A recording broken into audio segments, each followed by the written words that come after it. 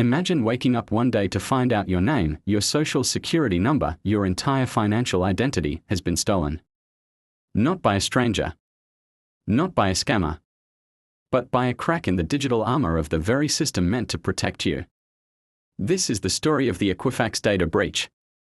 One of the largest, most dangerous leaks of personal data in human history. And chances are you were one of the victims. In May 2017, hackers slipped silently into EQUIFAX servers.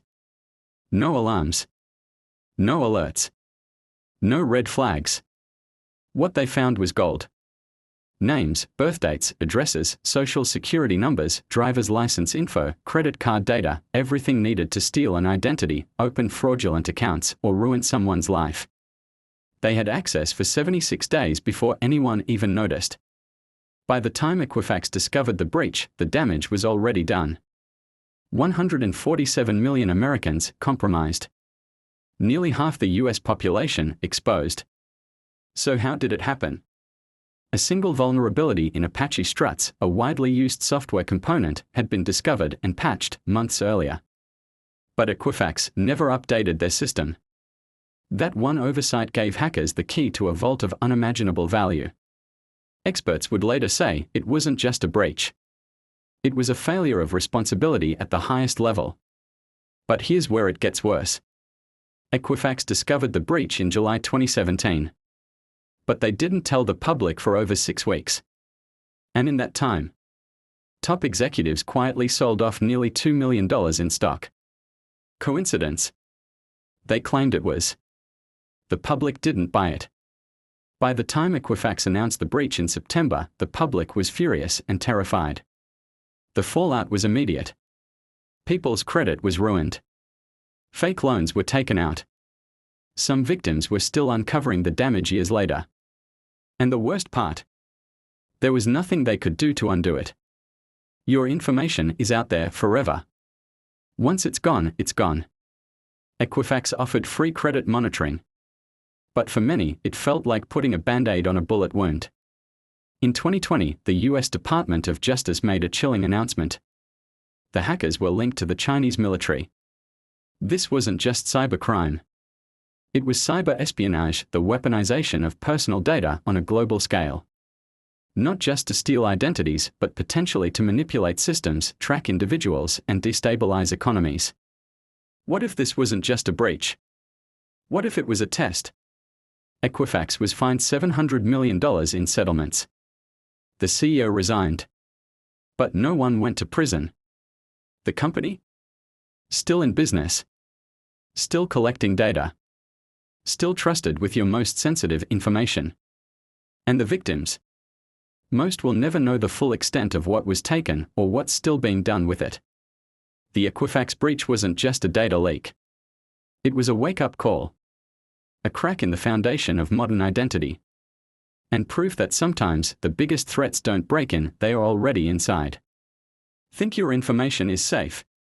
Think again. In the weeks after the breach went public, something strange started happening. Victims began receiving calls from fake IIS agents. Emails disguised as EQUIFAX support. Links to free compensation that led to phishing sites. The stolen data was being used immediately. And it was everywhere. But here's the terrifying part. The stolen information wasn't being sold. Not on the dark web. Not on black market forums. It was being used deliberately, surgically, with zero digital fingerprints. This wasn't random theft. It was targeted exploitation. Behind closed doors, US intelligence agencies began to panic. They weren't just looking at a breach. They were looking at a data weapon, one that could identify spies, track government employees, and exploit high-value targets. The breach gave foreign adversaries the kind of intelligence that used to take years to gather, handed to them in a single vulnerability. Names. Addresses. Travel histories. Credit habits. Employment records. A digital map of an entire country's population. One expert called it the modern Pearl Harbor, and no one heard the bomb go off. Meanwhile, EQUIFAX launched a website for victims to check if they were affected. But the site itself had flaws, vulnerable to spoofing, with unclear terms that included arbitration clauses limiting victims from suing. It felt less like protection and more like a trap. Class action lawsuits surged. Senators demanded answers. But Equifax stayed quiet, polished, rehearsed, guarded. As one whistleblower would later reveal, they knew how bad it was. They just hoped you'd never find out. Years passed. The story faded from headlines. But in the background, the effects were still unfolding. A teacher was denied a mortgage due to accounts she never opened. A veteran's benefits were frozen after false claims were filed. A teenager's credit score was ruined before she ever had a bank account. And yet, no one could prove who did it. Because the true villain had no face, no name, just a piece of code and a clock. The breach had ended. But the consequences? They were just beginning. Cybersecurity analysts warn that Equifax may have only been the beginning. There are hundreds of data brokers, many with worse security, fewer regulations, and even more data than Equifax ever had. One dark web researcher put it simply: there's no such thing as privacy. Only the illusion of safety. And in a world where your identity can be stolen before you're even born, how do you protect what you can't even see? The Equifax breach was a digital disaster. But it wasn't just about hackers. It was about trust. And how easily that trust can be sold, neglected, or lost forever. So ask yourself, who really owns your identity? As investigators picked through the wreckage, they noticed something strange. The Equifax breach wasn't alone. In the same 12-month period, OPM, Anthem, Marriott, and even Yahoo had reported massive data breaches, all targeting sensitive personal data. It was too much to ignore. Different companies. Different industries. Same types of data. Names. IDs. Addresses. Travel habits. Employment histories. It wasn't a crime spree. It was a collection campaign. A digital blueprint of a nation being assembled piece by piece. And then came the internal memo leaked by an anonymous source inside Equifax. It claimed that executives knew about the vulnerability months earlier, and that multiple departments flagged the issue. But upper management delayed the fix to avoid downtime and protect profits. If true, it wasn't just incompetence. It was willful neglect, trading public safety for quarterly numbers. And if that weren't enough, cyber forensics uncovered something even darker. Anomalous access logs suggesting someone inside Equifax may have helped the attackers stay hidden. Was this just a breach? Or was it an inside job? Years later, strange reports began surfacing. People receiving debt collection calls for accounts they never opened in foreign banks. US citizens denied security clearances because of loans they never signed. And in one case, a law enforcement agent's identity was cloned to infiltrate encrypted messaging apps. This wasn't identity theft for profit. It was identity theft for power, using stolen data to manipulate systems, institutions, and people. The line between cybercrime and cyberwar had vanished. Equifax paid $700 million in fines. But what's the price of trust? Of a society where no one knows who they really are anymore, or who's using their name. In boardrooms, lawmakers debated regulation. In basements, hackers studied new exploits. And in silence, victims continued to suffer, their lives twisted by a breach they never saw coming, from a company they never chose. Because here's the chilling truth. You don't need to be a customer to be a casualty. In the end, the Equifax breach wasn't just a crime. It was a revelation. That your data isn't yours. That your identity is a commodity. And that the systems designed to protect us might be the very things putting us at risk. This isn't the end of the story. It's the beginning of something far more dangerous. A world where your biggest vulnerability is being connected at all. The breach faded from headlines, but it never really ended. For millions of people, the leak wasn't just a moment, it was a sentence. Some couldn't buy homes. Others were locked out of jobs. Credit reports warped by fraudulent activity, their digital shadows impossible to erase. One victim described it best. It's like having a ghost version of me that I can't control. But behind the scenes, that ghost, it was still moving, still evolving, still being sold. Deep in the corners of the dark web, entire identities were now available like online shopping carts. False, full identity packages could be purchased for as little as $10. Not just names and numbers, but behavioral profiles, social media activity, even facial recognition data harvested from breached accounts. Stolen data had become the new oil. And Equifax. Just the first major spill. Then came the whistleblowers. Former security contractors, tech employees, even government insiders. They all told versions of the same chilling truth. This isn't rare. This is standard. Many companies collect data without consent. Few encrypt it properly. Even fewer disclose breaches when they happen. And some sell it. Not illegally. Not overtly. But through quiet partnerships, data-sharing agreements, shell firms. Your life, traded in bulk, processed by algorithms, profiled for profit. And now? The question isn't, how do we protect ourselves?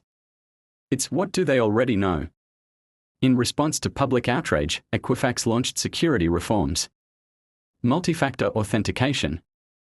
Data minimization protocols. They even rebranded parts of their business to restore trust. But beneath the surface, the system stayed the same. Centralized. Profitable. Vulnerable. Consumers were told to freeze their credit, monitor their identity, buy more protection.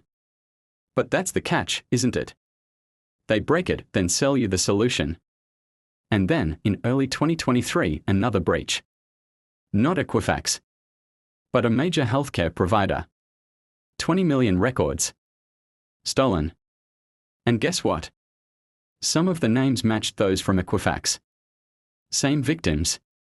Different battlefield. Same war. Because once your identity has been breached, you don't get it back. You just learn to live without it. The Equifax breach wasn't just an event. It was a doorway. One that led us into a new world. Where identity is fluid. Trust is digital. And safety is an illusion wrapped in fine print. This is the story of what happens when the gatekeepers fail. And what's waiting on the other side is still watching. They didn't fire missiles. They didn't send troops. They didn't even show their faces. But in 2017, a foreign government launched an attack on US soil. Not to destroy buildings, but to steal the very identities of its people. The Equifax breach wasn't just a cybercrime. It was an act of war. In the age of cyber warfare, battlefields are silent. No borders. No uniforms. No warning. Just lines of code designed to infiltrate, extract, and destabilize. And behind the Equifax breach, US officials uncovered something chilling. The fingerprints of China's People's Liberation Army. 4 Chinese military hackers were indicted. Not for money, but for access. Because data is power. And they just harvested half of America's. So what does a foreign government want with your social security number? It's not about stealing, it's about knowing. Knowing who works where. Who travels. Who's in debt. Who has secrets. It's surveillance at scale. Profiling without consent. And when cross-referenced with other breaches like OPM, Anthem, and Marriott, a terrifying picture starts to form. A national database of American citizens built by a foreign adversary. Forget spies with trench coats. Today's intelligence operations use stolen data to target government employees for recruitment or blackmail, map social networks and financial behaviors, manipulate elections, institutions, even individuals, launch deepfake campaigns to destroy reputations, create ghost identities to infiltrate agencies. And no one knows it's happening until it's too late. The US isn't the only target. Russia, Iran, North Korea, all players in a growing cyber arms race. They've targeted power grids, water systems, hospitals, and the hearts of democratic processes. This isn't just about hacking. It's about influence, control, digital occupation, Cyber warfare doesn't aim to conquer land. It conquers trust. Even now, experts believe foreign agents are still inside US networks. Not stealing. Watching. Waiting. Cybersecurity professionals call it persistent presence. A ghost in the machine. They can activate ransomware, trigger blackouts, manipulate supply chains. And the public will never know who to blame. Because in cyber warfare, attribution is the ultimate defense. And the ultimate illusion. The EQUIFAX breach was not a glitch. It was a declaration. A warning that the next Great War won't start with a bomb. It'll start with a notification you never got. A password that no longer works. A silence in the system right before the lights go out. Welcome to the new age of warfare. Where every click, every file, every piece of your identity can be used against you. And the battlefield is already inside your home.